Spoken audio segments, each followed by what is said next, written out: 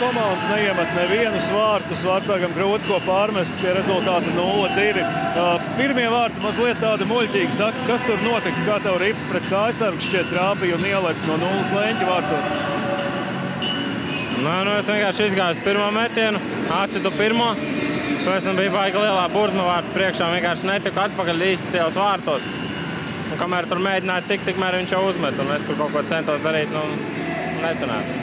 Grūta spēle šodien tev bija, kā vārtsargam?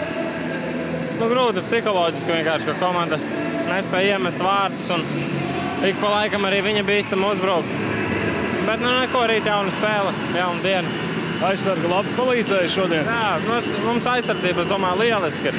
Pašreiz mums tomēr piekluma uzbrukums, mēs nespējam gūt vārtus. Es domāju, ja tas aizies, tad mums arī spēle aizies.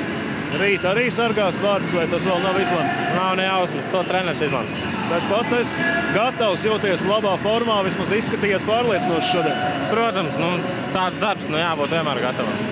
Lai rīt daudz labāk veicās nekā šodien, īpaši uzbrukumā. Liels paldies!